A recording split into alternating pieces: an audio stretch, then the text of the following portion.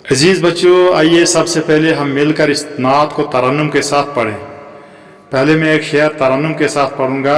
आप अल्फाज के तलफ़ुज़ और उनकी अदायगी को ध्यान में रखते हुए इसको गौर से सुनेंगे और उसके बाद उसी तरीके से आप उसे दोहराएंगे। तो चलिए शुरू करते हैं। बनी नूए इंसान का गमखार आया, वो तख्लीक आलम का शाहकार आया। बनी नूए इंसान का गमखार आया, वो तख्लीक आलम का शाहकार आया। वो नबियों का सरताज सरदार आया, खुशंदाम आया, खुशतवार आया। वो नबियों का सरताज सरदार आया, खुशंदाम आया, खुशतवार आया। तो आया तेरे आने की आरज़ू थी, निगाहों को बस तेरी ही जुस्तजू थी। तू आया तेरे आने की आरज़ू थी, निगाहों को बस तेरी जुस्तजू थी। तो ए अब्र रहमत जो दुनिया में आया, शरफ आदमो आदमियत ने पाया।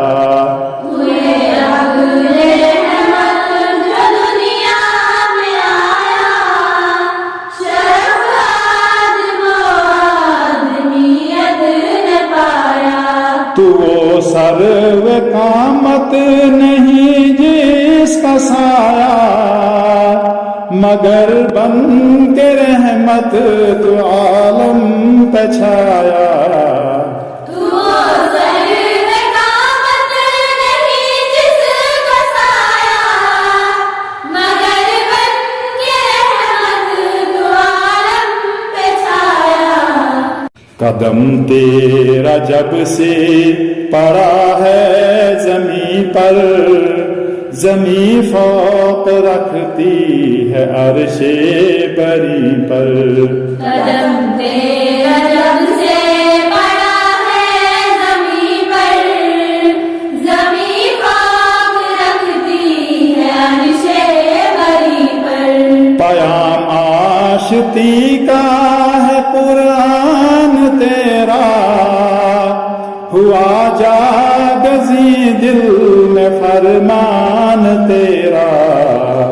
पयाम आशिकी का है कुरान तेरा, हुआ जागज़ी दिल में फरमान तेरा। करम हर किसी पर है यकसान तेरा, है धरती के कंधों पे एहसान तेरा।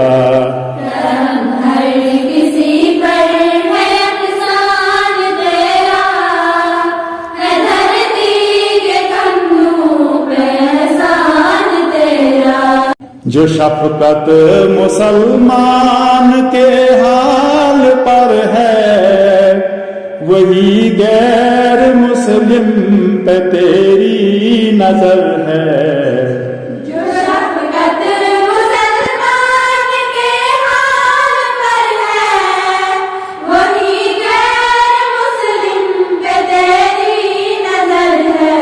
ये किरदार तेरा न क्यों दिल को भाए, तो दिल में बसे क्यों न मन में समाए।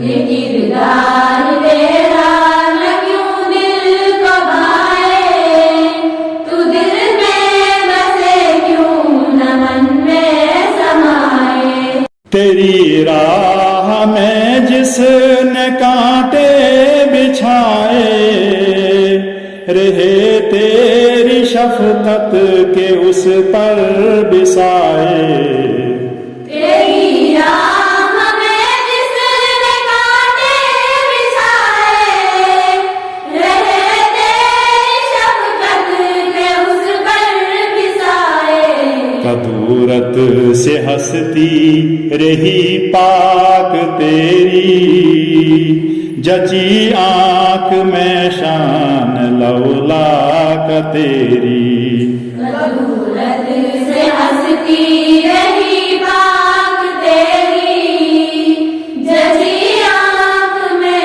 شان لولا تیری بنی نو انسان کا غمخوار آیا وہ تخلیق عالم کا شاہکار آیا۔ پیارے بچوں، آپ نے یہ نعت ترنم کے ساتھ سنی اور خود بھی ترنم کے ساتھ پڑھی۔ مجھے امید ہے کہ اب آپ اس نعت کو صحیح تلفظ کے ساتھ پڑھ سکیں گے۔ تو آئیے اب ہم اس نعت کے اشعار کی تشریح کر کے یہ معلوم کرنے کی کوشش کریں کہ شاعر نے اس نعت میں کیا کہا ہے۔ تو اس نعت کا پہلا شعر ہے: بنی نوئے انسان کا غمخوار آیا، وہ تخلیق عالم کا شاہکار آیا۔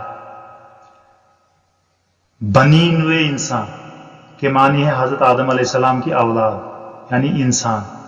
غمخوار کے معنی ہمدرد، غم کو دور کرنے والا۔ تخلیق کے معنی ہے بنانا، پیدا کرنا۔ شاہکار کے معنی ہے سب سے بہترین تخلیق۔ رسا جاودانی اس شعر میں حضرت محمد صلی اللہ علیہ وسلم کی دنیا میں آمد کے بارے میں فرماتے ہیں کہ یہ کوئی عام انسان دنیا میں نہیں آیا ہے، بلکہ انسانیت کے غمخوار اور ہمدرد دنیا میں تشریف لائے ہیں، جو خدا کی سب سے بہترین تخلیق ہے۔ وہ نبیوں کا سرتاج سردار آیا، خوش اندام آیا، خوش اتوار آیا۔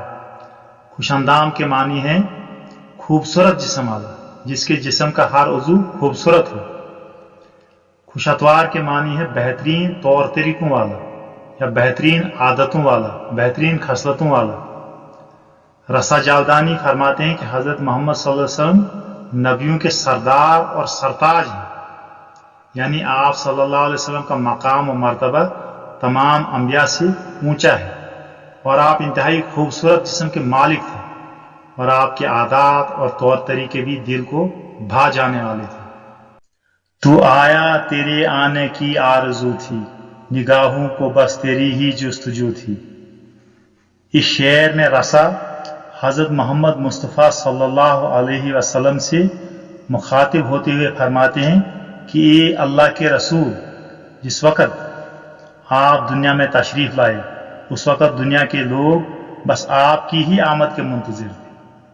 ان کی صرف یہ آرزو تھی کہ کب اللہ کے وہ آخری نبی تشریف لاتے ہیں جن کا ذکر تمام مذاہب کی کتابوں میں پایا جاتا ہے، اور ہر نگاہ اس وقت آپ کو تلاش کر رہی تھی۔ تو اے ابر رحمت جو دنیا میں آیا، شرف آدم و آدمیت نے پایا۔ ابر رحمت یعنی رحمت کے بادل، شرف، اعزاز، بڑائی۔ تو اے ابر رحمت جو دنیا میں آیا، شرف آدم و آدمیت نے پایا۔ اس شعر میں رسا فرماتے ہیں کہ اے محمد صلی اللہ علیہ وسلم، جب آپ دنیا میں رحمت للعالمین بن کر آئے تو بنی نوع انسان کا مقام و مرتبہ بڑھ گیا، اور دیگر مخلوقات پر انسانوں کو برتری اور فضیلت حاصل ہوگی، کیونکہ اللہ نے اپنے محبوب کو کسی اور مخلوق میں نہیں بلکہ انسانوں میں پیدا کیا۔ تو وہ سرو قامت نہیں جس کا سایہ، مگر بن کے رحمت تو عالم پہ چھایا۔ سرو قامت ہوتا ہے اونچے قد والا، بہترین قد و قامت والا۔ سرو ایک درخت کا نام ہے، مخروطی شکل کا درخت جو خوبصورتی کے لیے باغوں میں لگایا جاتا ہے۔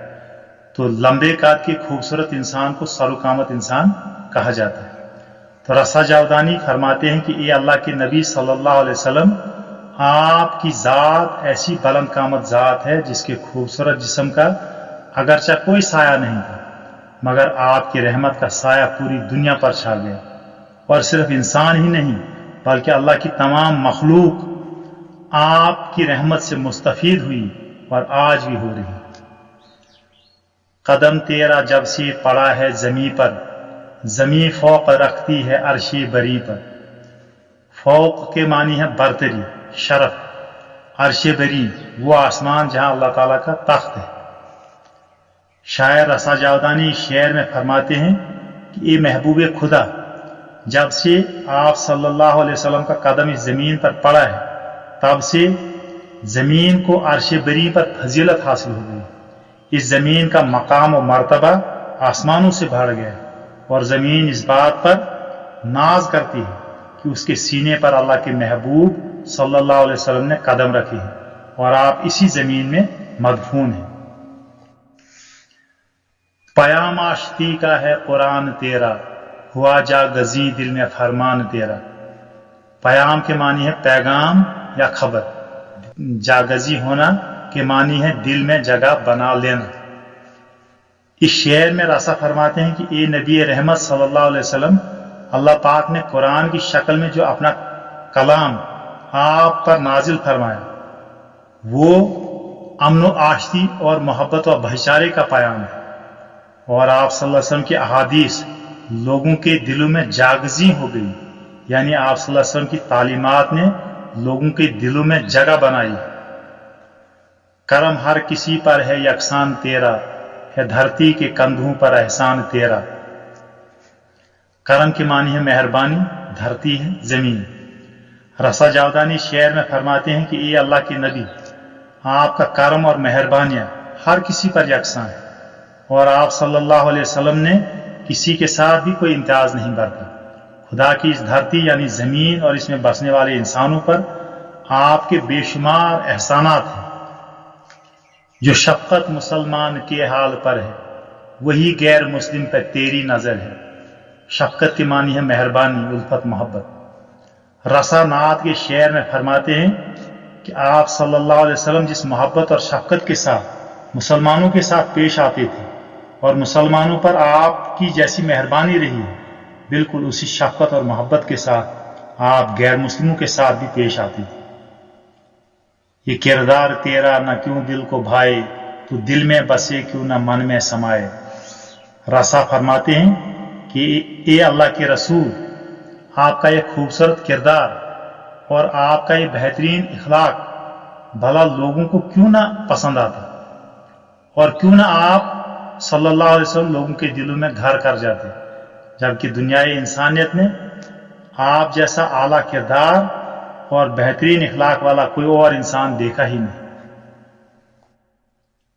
تیری راہ میں جس نے کانٹے بچھائے، رہے تیری شفقت کے اس پر بھی سائے. رسا فرماتے ہیں کہ ایک خوبصورت اخلاق اور کردار والی نبی آپ صلی اللہ علیہ وسلم نے اپنے دشمنوں کے ساتھ بھی بہترین سلوک کیا، اور جو آپ صلی اللہ علیہ وسلم کو تکلیف پہنچانے کی خاطر آپ کے راستے میں کانٹے بچھایا کرتے تھے، ان پر بھی آپ کی شفقت کا سایہ رہا. آپ صلی اللہ علیہ وسلم نے ان کی برائی کا بدلہ بھی بھلائی سے دیا اور ان کو معاف کر دیا. قدورت سے ہستی رہی پاک تیری، جچی آنکھ میں شان لولا کا تیری. قدورت کے معنی ہے دل کا غبار، دل میں میل رکھنا، رنجش، عداوت. ہستی کے معنی ہے زندگی، شخصیت، ذات.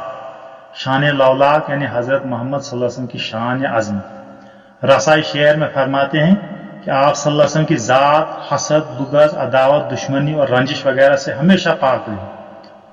آپ کا پاک دل کبھی بھی کسی کی دشمنی میں میلا نہیں ہوا. آپ صلی اللہ علیہ وسلم کی شان لولاک ہر دل کو بھا گئی اور ہر آنکھ میں جچنے لگی. پیارے بچوں، یہ اس نعت کے اشعار کی تشریح تھی. مجھے امید ہے کہ آپ نے ان سب باتوں کو ذہن نشین کر لیا ہوگا. اب آپ کی درسی کتاب میں اس نعت کے آخر پر کچھ سوالات دیے ہوئے ہیں. ان سوالات کے جوابات آپ نے کیسے لکھنے ہیں وہ میں یہاں آپ کو بتا رہا ہوں. تو پہلا سوال ہے، حضرت محمد صلی اللہ علیہ وسلم کیا پیغام لے کر آئے؟ اس کے جواب میں آپ نے لکھنا ہے کہ حضرت محمد صلی اللہ علیہ وسلم اہل جہاں کے لیے امن و آشتی اور حق کا پیغام لے کر آئے. سوال نمبر 2 ہے، شاعر نے کیوں کہا ہے کہ تو وہ سرو قامت نہیں جس کا سایہ، مگر بن کے رحمت تو عالم پہ چھایا. بعض روایات میں آیا کہ حضرت محمد صلی اللہ علیہ وسلم کے پاک جسم کا کوئی سایہ نہیں تھا، اسی لیے شاعر رسا جاودانی نے شعر میں کہا ہے کہ حضرت محمد صلی اللہ علیہ وسلم کے جسم کا سایہ نہیں تھا مگر ان کی رحمت کا سایہ پوری دنیا پر چھا گیا۔ سوال نمبر 3 ہے تشریح کیجیے۔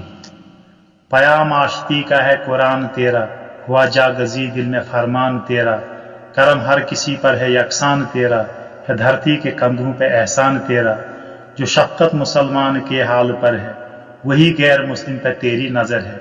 ان 3 اشعار کی تشریح آپ نے کرنی ہے۔ تو پہلا شعر ہے پیام آشتی کا ہے قرآن تیرا، ہوا جاگزی دل میں فرمان تیرا۔ آپ نے لکھنا ہے کہ یہ شعر رسا جاودانی کی نعت سے لیا گیا ہے۔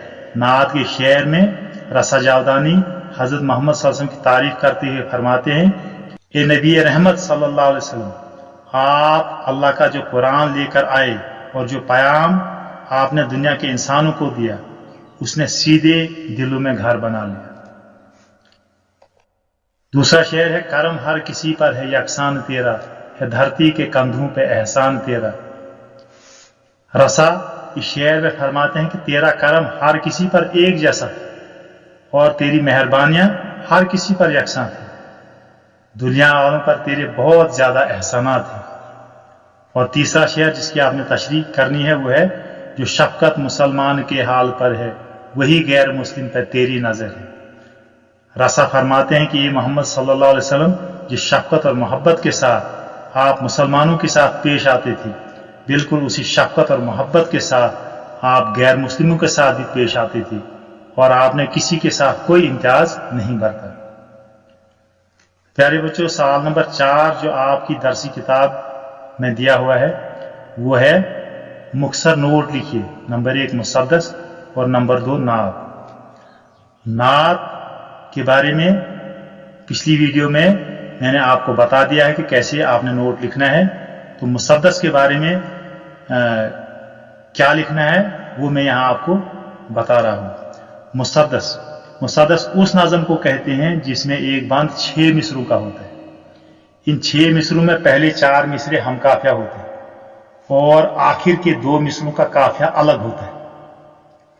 یہ اردو شاعری کی سب سے مقبول ترین شعری حیت ہے اور اس میں بڑی تعداد میں مرثیے اور بے شمار نظمیں لکھی گئی ہیں۔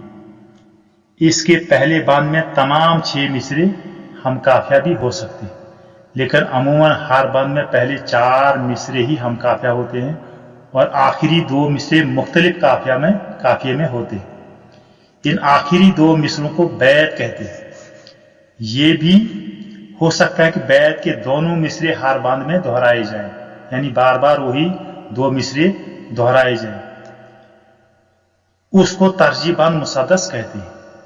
حالی کی نظم مد و جزر اسلام اور اقبال کی نظم شکوہ مسدس حیت میں لکھی گئی ہے۔ پیارے بچوں، اسی کے ساتھ آج کا یہ سبق اختتام پذیر ہوتا ہے۔ اگلے سبق کے ساتھ میں آپ کی خدمت میں پھر سے حاضر ہوں گا، تب تک کے لیے خدا حافظ۔